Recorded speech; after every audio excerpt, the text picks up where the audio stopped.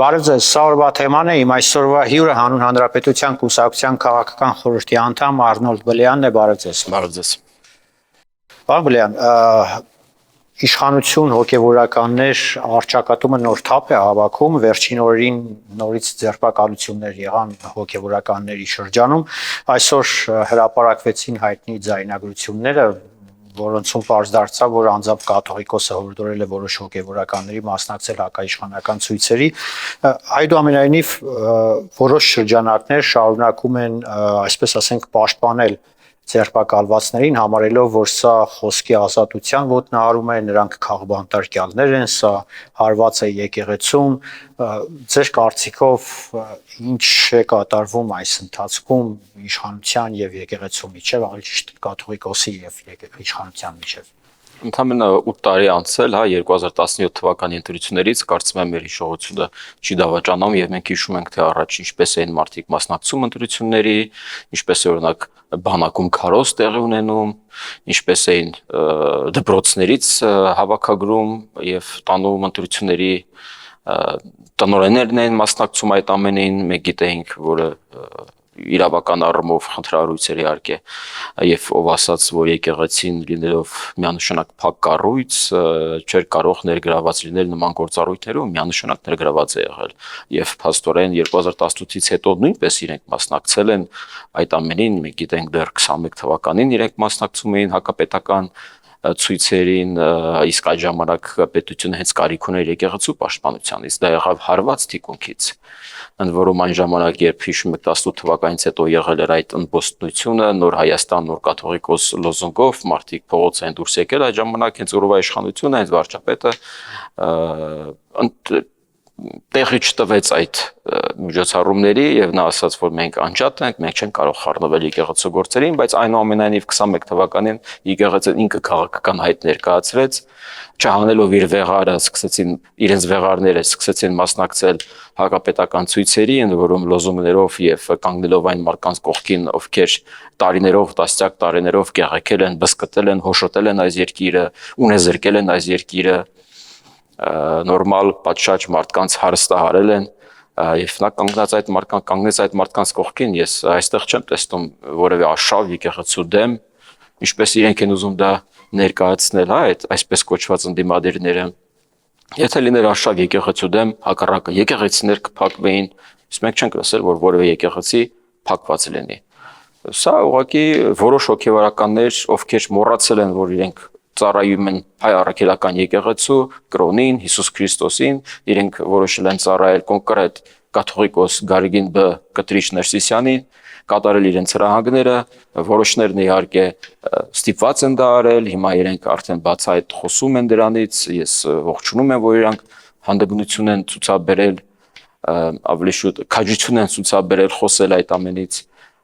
Պետք է դրա հանգուցալուծումը պետք է լինի այն, որ կաթողիկոսը պետք է հեռանա եւ որքան շուտ նա հեռանա,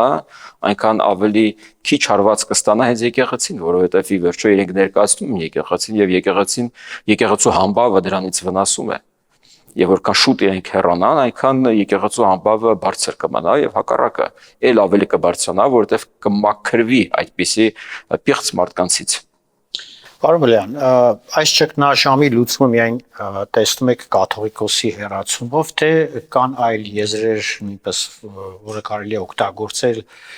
լուծել այս խնդիրները, չգիտեմ, ինչ որ մի ձև գտնել այս բավական տհաճ ինչ որ առումով, նաև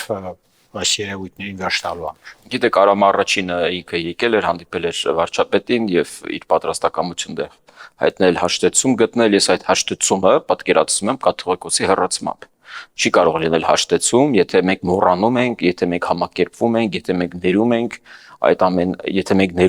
ամենը, ինչ Գարգին B-ն արել է տասնյակ տարիներ, երբ օրհնել է Ռոբերտ Քոչարյանի եւ Սերժ Սարգսյանի յուրաքանչյուր հանցագործություն, երբ օրհնել է Բագրատ Սրբազանի այդ հակապետական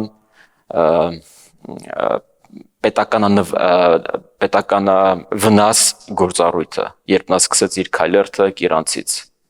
Եվ մենք տեսանք փաստորեն, որ այնիշ տեղ ունեցավ Կիրանցում, իրապես առաջին քայլն էր հայ-ադրբեջանական հակամարտության կարգավորմանը, դրան հետևեց արդեն միջպետական համաձայնագրի ստորագրումը դելիմիտացիայի դեմարկացիայի շրջանակներում, դրան հանգեցրեցին արդեն շատ լուրջ երկկողմ բանակցություններ, որոնք ի վերջո պսակվեցին օգոստոսի 8-ի հայտնի հուշագրերի ստորագրմամբ, թե երկկողմ Միացյալ Նահանգների, թե եռակողմ արդեն Ադրբեջանի հետ։ Պարբլյան, վերջին ամիսներին հատկապես կաթողիկոսի դեմ բավական լուրջ մեղադրանքներ են հնչեցվում վարչապետի մակարդակով եւ ոչ միայն նաեւ որոշ հոգեվորականների մակարդակով, բայց կաթողիկոսը կարծես ցանկություն չունի գնալու, չի ուզում թե չեն թողնում։ Չեն թողնում, ի վերջո մենք չպետք է մոռանանք, որ մենք կարող ենք խոսել իրար հետ, բայց չեն կարող այս սենյակում չնկատել մի մեծ փղի, այդ փիղը Ռուսաստանի Դաշնությունն է։ Եվ Ռուսաստանի Դաշնությունն է, որը իդեպ Հայաստանը յուրահատուկ երկիր չէ, նույն այդ գործելավոճը մենք տեսել ենք Մոլդովայում, Ուկրաինայում, Վրաստանում, մենք իրենք փորձարկել են նաև Բալթիկ երկրներում, ՆԱՏՕ, ԵՄ անդամ երկրներում, երբ օգտագործելով մարդկանց հույզերը, զգացմունքները, կրոնը փորձել են ազդել տեղական եւ քաղաքային, թարպես համապետական ընտրություններում մարդկանց զգացողությունների վրա, մարդկանց գիտակցությունն են փորձել փոխել, խեղել, աղավաղել, որոշ դեպքերում ստացվել է, որոշ դեպքերում չի ստացվել, օրինակ Վրաստանում մասամբ ստացվել է դա, եւ Հայաստանում իրենք նույն գործիքն են օգտագործում, նույն գործիքակազմն է, նույն լծակներն են, Հայաստանը պետք է դիմագրավի, Գարգին կաթողիկոսը չի հանդիսանում Հայաստանի Հանրապետության պետական շահերը ներկայացնող կաթողիկոս, մեզ պետք է այնպիսի եկեղեցի, որը չի ուժեղացնում Հայաստանը, իսկ այսօրվա եկեղեցին իր գլխավորությամբ չի ուժեղացնում Հայաստանը, այլ հակառակը, տեսեք, օգոստոսի 8-ից, անցել արդեն 2 ամիս, մենք չենք լսել Գարգին կաթողիկոսից որևէ հայտարարություն կապված օգոստոսի 8-ի ստորագրված հուշագրի վերաբերյալ։ Ի վերջո նա կարծիք ունի, թե նա չի ուզում, որ նա օրհնի օգոստոսի 8-ի հուշագիրը, նախաստորագրումը, խաղաղության նախաստորագրումը Ադրբեջանի հետ։ Ի վերջո նա կաթողիկոս է, չէ, նա եկեղեցական է, նա պետք է խաղաղության կողմից լինի։ Երբ մտնում ես եկեղեցի, ուզում ես խաղաղվես, երբ խոսում ես Տերոհ հետ, ուզում ես քո հարցերի լուծումը գտնես, ուզում ես խաղաղվես դրա արդյունքում։ Եվ գերագույն գլխավոր հրամանատար կաթողիկոսը պետք է հենց ամենաառաջինը լինի, երբ խոսեր, մասնակցեր, եթե պետք է նույնիսկ կապեր հաստատեր իր գործընկերոջ հետ Ադրբեջանում, Փաշազադեի հետ, եւ փորձեր նաեւ այս ամենը կապիտալիզացնել եւ հօգուտ Հայաստանի Հանրապետության բերել, որովհետեւ օգոստոսի 8-ը անկյունաքարային պատմական իրողություն է Հայաստանի Հանրապետության այս նորագույն պատմության մեջ, բայց նա կարծիք չի հայտնել, որովհետեւ իրենք դեմ են խաղաղությանը, իրենք չեն ուզում Հայաստանում լինի խաղաղություն, իրենք չեն ուզում, ես ասում եմ իրենք, ես նկատի չեմ ես կոնկրետ կաթողիկոսին, ես նկատում եմ կաթողիկոսին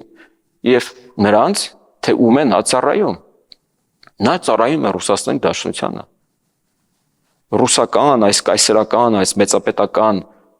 ծրագրերում չկա Հայաստանի Հանրապետություն որպես ինքնիշխան պետություն։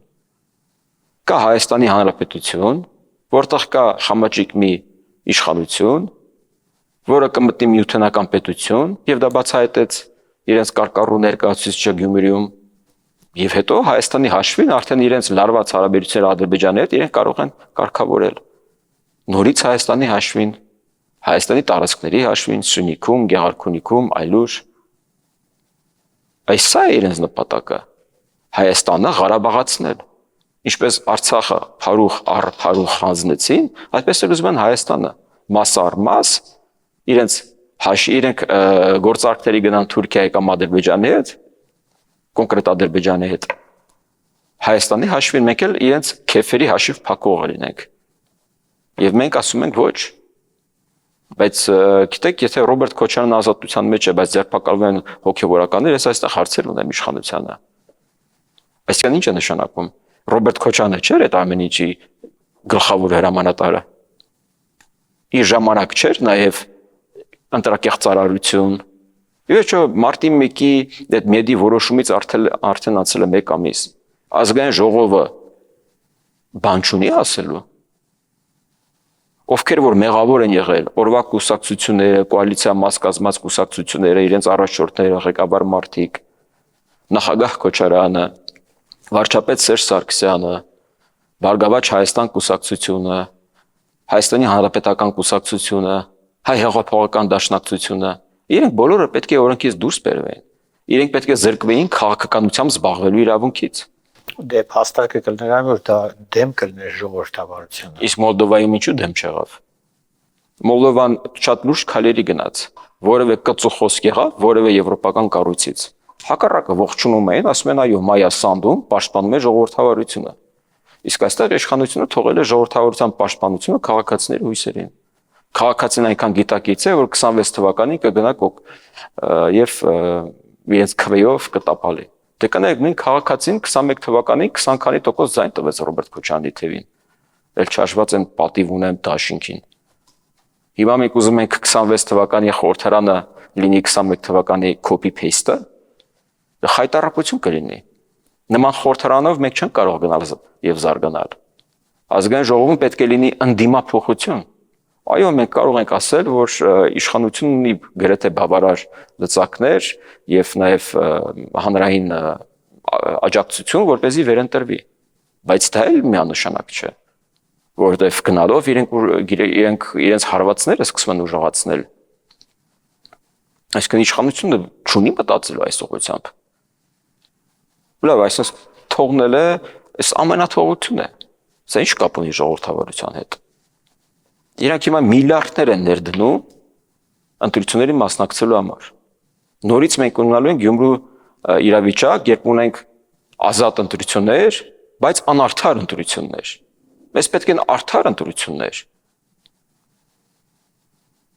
Գյումրիում էլ թողեցինք քաղաքացու գիտակցության վրա։ Հետո հա մեծամասնությունը քվեարկեց քաղաքացիական պայմանագրի օգտին, բայց տեսանք թե ինչ եղավ։ Կորցրեցին Գյումրին, Գյումրին ընկավ, դարձավ Լենինական նորից, Ալեքսանդրապոլ։ Եվ այսօր այնտեղի քաղաքապետը ամենակամ հատաթա է տալիս եւ խոսում է Հայաստանի Հանրապետության ինքնիշխանության նվազեցման օգտին։ Իսկ իրավապահ բան չունի ասելու Տավարիշ Ղուկասյանին։ Հա տեղային ինչ որ մենք արձագանքներ ենք տեսնում։ Կոչուբաևին գրառման համար կարելի է ձերբակալել եւ ճիշտ են արել, բայց այն մյուսները բան չունեն ասելու։ Միկա Բադալյանը, որ այդպես ազատորեն շրջում է Հայաստանի Հանրապետության քաղաքացիները եւ օրը մեջ կոչեր է անում իշխանությունը բռնազավթելու համար, բան չունեն ասելու։ Ոնց են որոշում։ Կամ եթե իրազեկ քաղաքացիների որոշումը, եթե հայտ չներկայացներ դատախազություն, բա իրավապահ համակարգնուր է։ Բաբլյան, արդյոք Ռուսաստանը կփորձի իր հերթական գործիքը օգտագործել, այսինքն քաոսային, այսպես ասենք, կայուն քաոս ստեղծի Հայաստանում, ինչպես տարիներ շարունակ 20 թվից հետո փորձում էր անել, այսինքն օգտագործելով իր այստեղի ենթակայության տակ գտնվող ուժերին անկայունացնել ներքաղաքական վիճակը, հատկապես որ հաշվառենք թե Սամվել Կարապետյանին հարող ուժերը, թե Քոչարյանամերձ ուժերը որոշել են խոսում են ամենայն դեպս փողոցային պայքար հանրահավաքներ սկսելու մասին։ Ռուսաստանին այդքան կարևոր չէ թե ինչ անուն ազգանուն է գրելու հաջորդ վարչապետը։ Իր համար կարևոր է որպեսզի հաջորդ վարչապետի օրոք Հայաստանում քաոս լինի։ Հայաստանը անհետաքրքիր երկիր լինի։ Գոշ գոտի լինի։ Անհետաքրքիր լինի արևմուտքի համար։ Այս բոլոր նախաձեռնությունները, որ մենք ձեռք ենք բերում Եվրոպական միության հետ, Միացյալ Նահանգների հետ, այլ երկրների հետ, ում հետ մենք ունենք ընդհանրական շահեր, դրանք իջիկ դառնան, որպեսզի նորից շահագրգռի Ադրբեջանին գնա ռազմական գործողությունների Հայաստանի նկատմամբ, որպեսզի գա եւ այն քրիտիկական պահին, որ արդեն կորցրել ենք, գա եւ փրկարարի դեմքով ասի ես եկել եմ ձեզ փրկեմ։ Օրվա իշխանությունն էլ ասի այո, փրկեցիր մեզ նորից։ Ոչինչ։ Հիմա կխոսենք սյունիցիների վերադարձից։ Խոսում ենք արցախցիների վերադարձից, հիմա կխոսենք սյունիցիների վերադարձից։ Սա ենք մենք ուզում։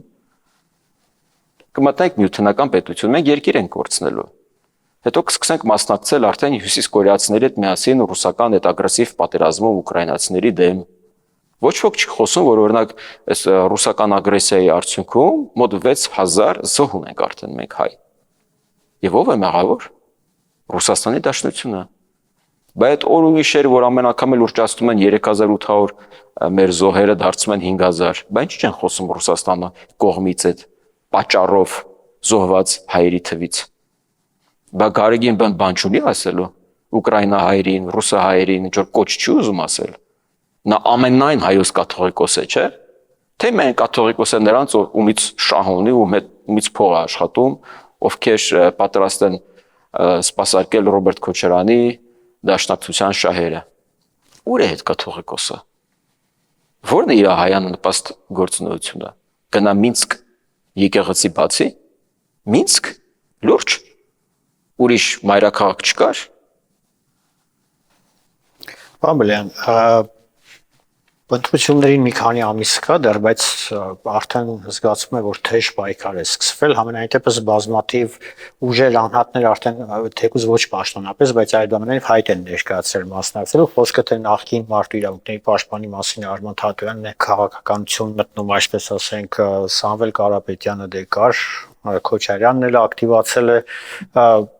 ինչ է սպասվում ներքաղաքական կյանքում։ Դե Սամվել Կարապետյանի մասին արդյոք այս ուժերը միմյանց հետ փոխ կապակցված են, թեպետ նշում են, որ իրենց միմյանց հետ կապ չունեն։ Գյումրիում էլ են ասում իրար հետ կապ չունեն, որում ինչ որ անձնական խնդիրներ ունեն միմյանց, միջև բայց հետո երբ եկավ հրամանը Կրեմլից միավորվել, իրենք միավորվեցին։ Հիմա էլ իրենք փորձեն իրար մեջ ինչ որ խնդիրներ, fake խնդիրներ առաջ բերել, ցույց տալու համար, որ իրենք տարբեր են։ Ինչպես օրինակ Նարեկ Կարապետյանը փորձում է դիստանցավորվել Ռոբերտ Քոչարյանից, Սերժ Սարգսյանից, բայց իրականում իրենք բոլորն էլ նույն մորից են սնվում, նույն կաթն են խմում։ Սամվել Կարապետյանը փորձում է դառնալ Իվանիշվիլի, հայկական Իվանիշվիլի։ Առաջ Գագիկ Ծառուկյանն էր այդ պաշտոնին հավակնում, հիշում եք Տեր-Պետրոսյանի հայտարարությունը, որ Գագիկ Ծառուկյանը կարող է դառնալ այդ Իվանիշվիլին։ Բուրժուա դեմոկրատական Այո, հեղափոխություն։ սա են դրանք ուզում։ Ախր իրենք ուրիշ տարբերակ էլ չունեն։ Տեսեք ինչ պատահեց Ռուբեն Վարդանյանի հետ։ Ռուբեն Վարդանյանն էլ ասաց, դարձավ ինչ որ մի պահ հայրենասեր եւ լքեց իր անձնագիրը, թողեց իր ռուսական անձնագիրը, տեղափոխվեց Արցախ։ Ռուսաստանը ինչ արեց իր հետ։ Զոհաբերեց։ Ասաց դու ինձ էլ պետք չես, ես քեզ զոհաբերում եմ։ Եվ այսօր նա ունեզերվում է Ռուսաստանում։ Նույնը տեղի ունենալու Սամվել Կարապետյանի հետ։ Այսօրվա իրենց այդ հարազատների պայքարը ոչ թե հանուն Հայաստանի Հանրապետության է, այլ հանուն իրենց ակտիվները պահպանելու Ռուսաստանում, որպեսզի իրենց հավատարմությունը եւ իրենց պիտանիությունը ցուցաբերեն Ռուսաստանին, որպեսզի Ռուսաստանը ձեռք չտա իրենց ունեցվածքը։ Հակառակ դեպքում իրենք նույնպես բոմժ են դառնալու։ Պարազիտ երկրի հետ գործ ունենք։ Չի կարող որևէ ռուսահայ ունենալով այնտեղ միլիարդներ, միլիոններ գալ Հայաստան եւ պրոհայկական քաղաքականություն վարել։ Նա վարելու այնպիսի քաղաքականություն, որը իրեն թերադրելու են Ռուսաստանից Վրաստանը, վկա։ Այնինչ կատարվում այսօր Վրաստանում խայտառակություն է։ Չտեսնված խայտառակություն է։ Բամլյան, օրերս Ռուսաստանի արտաքին գործերից փոխնախարարը հայտարարեց, որ Մոսկվան պատրաստ է հարթակ տրամադրել, որպեսզի խաղաղության պայմանագիրը Բաքվի եւ Երևանի միջեւ ստորագրվի Մոսկվայում, այսինքն Մոսկվայի հովանու ներքո, որքանով եք դա հնարավոր համարում եւ ինչ ռիսկեր կարող պարունակել, եթե հանկարծ երկու մայրաքաղաքները որոշեն, որ խաղաղության պայմանագիրը պետք է ստորագրվի Մոսկվայում։ Ես հեռու եմ այդ հավանականությունից, չեմ կարծում, որ Հայաստանի Հանրապետության իշխանությունը կգնա այդ քայլի, դա մեծապես կվնասի հայ-ամերիկյան հարաբերությունները, որովհետև դա Դոնալդ Թրամփի քավորությամբ է տեղ ունեցել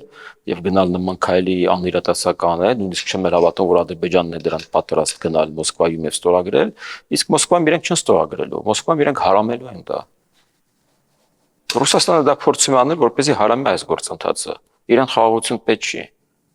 Կամ այնպիսի նոր դրույթներ կմտցնեն միջը, որտեղ կուժեղացնի իրենց ներկայությունը կամ գոնե կամարապնդի իրենց դիրքերը։ Իսկ մենք հակառակը, մենք պետք է ապառուսականացնենք հայ-իրանական սահմանը։ Պետք է դելիմիտացիա, դեմարկացիա այս շրջանակներում, նաև այնտեղի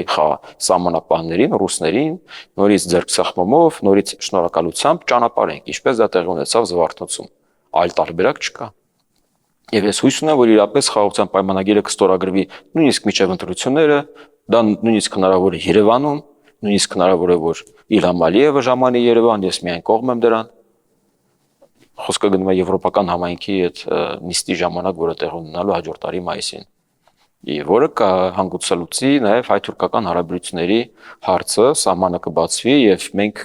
մի նոր երակ կստանանք Եվրոպայի հետ, արաբական աշխարհի հետ, մեր կախվածությունը կնվազի Ռուսաստանից, նաև Վրաստանից։ Սա այլ տարբերակ չունի։ Բայց շատ կարևոր է, որպեսզի հունիսի 7-ի տեղ ունեցած ընտրությունների արդյունքում ձևավորված խորհրդարաններում լինեն ուժեր, որոնք կարող են լինել գաղափարական տարբերություններ, ռազմավարական, մարտավարական տարբերություններ, բայց լինի պրոհայկական, լինի Հայաստանի Հանրապետության շահերից բխող, Հայաստանի Հանրապետության հարատավությանը միտված, ոչ թե գան ուժեր եւ դեմ խոսեն օգոստոսի 8-ից կամ խոսեն հանուն միութենական պետության մեջ կազմ մտնելու, այդպիսի ուժերը պետք է դուրս բերվեն քաղաքական դաշտից եւ իշխանությունն այստեղ գործ ունի անելու։ Ինչ Սամվել Կարապետյան, ինչ Վանեցյան, ինչ մնացած բաներ, իրենք չպետք է մասնակցեն ընտրությունների։ Թող քաղաքական առողջ ուժեր մասնակցեն եւ թող իշխանությունը մրցակցի այդ ուժերի հետ։ Իսկ այդ ուժերի հետ մրցակցելը դժվար է, որովհետեւ օրինակ մեր Բեռնախցիկում չկան այն իրերը, այն կեղտոտ իրերը, որոնք կան Ռոբերտ Քոչարյանի Բեռնախցիկում, ում հետ միշտ կարելի է մրցակցել, ասել այ քո ժամանակ, էս եղել են եղել։ Պամբլյան եւ հայտնի դարձավ, որ Թրամփը եւ Պուտինը հեռախոսազրույց են ունեցել, դերս չի հաստատվել, բայց կարծես թե սպասվում է հանդիպում Բուդապեշտում, ինչ կարող է տալ այդ հանդիպումը եւ եթե դա ինչ որ բան, ինչ ազդեցություն կարող ունենալ մեր տարածաշրջանի վրա։ Իհարկե ողջավորված չեմ, որ նմանատիպ հանդիպում տեղ ունեցավ ռուսական կողմի նախաձեռնություններ հեռախոսազանգ նախագահի հետ, որքան էլ որ իրենք փորձել են ներկայացնել, թե թոմահավքները այնքան էլ վճռորոշ չեն, բայց իրականում իրենք վախենում են, որ այսօր արդեն Վոլոդիմիր Զելենսկիի սպասվող հանդիպմանը Միացյալ Նահանգները կորոշի, նախագահ Թրամփը կորոշի թոմահավքեր տրամադրել Ուկրաինային։ Իսկ մենք գիտենք, որ մարտի դաշտում ռուսական գործերը լավ չեն, իրենք ոչ միայն առաջընթաց չունեն, այլ հետընթաց են ապրում։ Եվ որքան էլ իրենք իրենց ալիքներով եւ լրատվականներով փորձել բացականչեն, որ իրենք առաջ են գնում, իրենք առաջ չեն գնում։ Իրենք խրվել են, իրենք գնում են հետ, իրենց երկրում խնդիրներ ունեն, իրենք բենզինի խնդիր ունեն, մսի խնդիր ունեն, ղերիմում բենզինը տալոնով է, բենզին արտահանող երկիրը բենզին է ներկրում Չինաստանից։ Իրենք մարդուժի խնդիր ունեն, Հյուսիսային Կորեայից են ներմուծում, իրենք սպառազինության խնդիր ունեն, Իրանից են ներմուծում, իրենք խնդիր ունեն։ Իրենք փորձում են հիմա 1 շաբաթ, 2 շաբաթ, այսօր Պեսկովն ասաց 2 շաբաթ, միգուցե ավելի ուշ, հնարավորինս փորձել են երկարաձգեն, բերեն հասցեն ձմռանը գիտեք, սովորաբար շատ լուրջ թեժ դեպքեր չեն լինում, առաջնագիծը սովորաբար սառում է, բերեն հասցրեն գանուն, միջև տեսնենք ինչ կլինի, ավոս։ Սա է իրենց նպատակը։ Տեսնենք ինչ կլինի։ Եվրոպական երկրներում փոփոխություններ լինեն, կան ինչ-որ ուժեր, որոնք հակված չեն Ուկրաինան օգնելու, միգուցե Թրամփին կարողանան մտքափոխանել, բայց ինձ շատ գոհ եմ, որ նույն փոխնախագահ Վենսը արդեն այդ զանգից հետո հայտարարել է, որ ռուսական կողմն է, որ մեղավոր է, որ գործը առաջ չի գնում։ Որովհետև ռուսական կողմը ըստ J.D. Vance-ի կարծում է, որ իրենք հաջողություններ ունեն մարտի դաշտում, բայց դա այդպես չէ։ Որովհետև իրենք արբանյակներ ունեն, Միացյալ Նահանգները իրենք գիտեն ի վերջո ինչ է տեղ ունենում, հետախուզություն ունեն, իրենք գիտեն, որ իրենց հաջողություն չունեն ռուսները։ Շնորհակալություն։ Սիրով։ Սա օրվա թեման էր զրուցակիցս Հանրապետության կուսակցության քաղաքական խորհրդի անդամ Արնոլդ Բլեյանն էր, կհանդիպենք առայժմ։